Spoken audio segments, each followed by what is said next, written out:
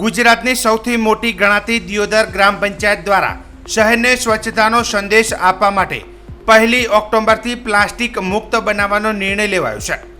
દિયોદર ગ્રામ પંચાયત કચેરી ખાતે દિયોદર રાજવી ગિરિરાજસિંહ વાઘેલા તથા તલાટી ક્રમ મંત્રી પ્રેમજીભાઈ ચૌધરી, ભલજીભાઈ રાજપૂત અને પીઆઈ કે.એચ. બિહોલાની ઉપસ્થિતિમાં દિયોદર શહેરના વેપારીઓને ગ્રામજનો વચ્ચે એક ગ્રામ સભાનું આયોજન કરવામાં આવ્યું હતું, જેમાં ટ્રાફિકની લગતા પ્રશ્ન થતા દિયોદર શહેરને વધુ સ્વચ્છ બનાવવા માટે દિયોદર ગ્રામ પંચાયત દ્વારા વેપારીઓના સંકલ્પથી 1 ઓક્ટોબરથી પ્લાસ્ટિક મુક્ત બનાવવાનો નિર્ણય લેવામાં આવ્યો છે. સમગ્ર બનાસકાંઠા જિલ્લામાંથી પહેલી વખત દિયોદર શહેર પ્લાસ્ટિક મુક્ત બનશે. પ્લાસ્ટિક મુક્ત માટે દિયોદર શહેરના વેપારીઓએ સંકલ્પ લીધો હતો. આ બાબતે રાજવી ગિરિરાજસિંહ વાઘેલાએ જણાવ્યું હતું કે દિયોદર શહેરમાં ટ્રાફિક નિયંત્રણમાં મોટો ફાયદો થાય તેની ચર્ચા કરાઈ છે. આજે ગ્રામ સભાનું આયોજન થયું હતું. પ્લાસ્ટિક પર નિયંત્રણ લાદવા આગામી 30 નવેમ્બર સુધી દરેક વેપારીઓએ પ્લાસ્ટિકનો નિકાલ કરી દેવાનો રહેશે. 1 ઓક્ટોબરથી શહેરમાં પ્લાસ્ટિક પર અંકુશ અને પ્રતિબંધ લાવવામાં આવશે. દિયોદરને એક સ્વચ્છ અને સુંદર શહેર બને તેવા પ્રયત્નોનો પૂરો પ્રયાસ થશે તેમ જણાવ્યું હતું.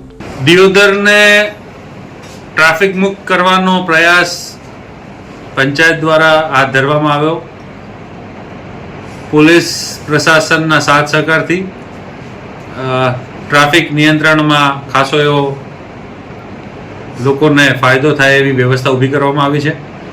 આજે ગ્રામ સભાનું આયોજન રાખવામાં આવ્યું હતું. ગ્રામ સભામાં તમામ પંચાયતની ટીમ, ગામના આગેવાનો, યુવા સાથીઓ, પત્રકાર મિત્રો અને વેપારીગણને આમંત્રિત કરાયા હતા. ખૂબ પ્લાસ્ટિકનો વપરાશ ગામમાં વધી ગયો છે, કેમ કે ગામનું સેન્ટર મોટું છે એટલે પ્લાસ્ટિક નિયંત્રણ કરવું ખૂબ અગત્યનું હતું. તો 1 તારીખ સુધી, મતલબ આપ સમજો 30 તારીખ સુધી પંચાયત દ્વારા કહેવામાં આવ્યું છે કે જેટલો પ્લાસ્ટિક હોય એનો નિકાલ કરી દે. 1 તારીખથી પ્લાસ્ટિક ઉપર અંકુશ લાવવા માટે પ્રયત્નો ગ્રામ પંચાયત દ્વારા હાથ ધરવામાં આવશે. એ લોકોને સમજાવવાથી પંચાયતની ટીમ, પંચાયતના સભ્યો, પંચાયતના કર્મચારીઓ દુકાને જઈ અને પ્લાસ્ટિક વપરાશ જેટલો બને એટલો ગામમાં ઓછો થાય એનો પ્રયત્ન હાથ ધરવામાં આવવાનો છે. અને દિયોદરને એક સ્વચ્છ અને સુંદર દિયોદર બને એની માટે પ્રયાસો ચાલુ કર્યા છે.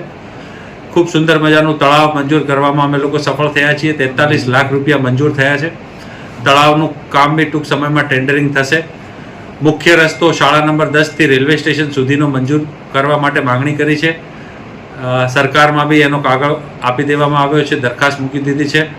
ગઈકાલે સાંસદ સભ્યશ્રી બી દિયોદરની મુલાકાતે હતા, એમને બી અમે પંચાયત દ્વારા કાગળ આપ્યો છે અને જલ્દીથી મુખ્ય રસ્તો બી બને એની માટે પ્રયાસો ચાલુ છે. દિયોદર ગ્રામ પંચાયત હંમેશા લોકોની સુખાકારી માટે પ્રયત્નો કરે છે. પત્રકાર મિત્રો બી આજે ઉપસ્થિત રહ્યા અને તમામ આગેવાનો બી ઉપસ્થિત રહ્યા અને ખૂબ સરસ મજાની એક ઉમંગભર્યા વાતાવરણમાં મિટિંગ યોજાઈ.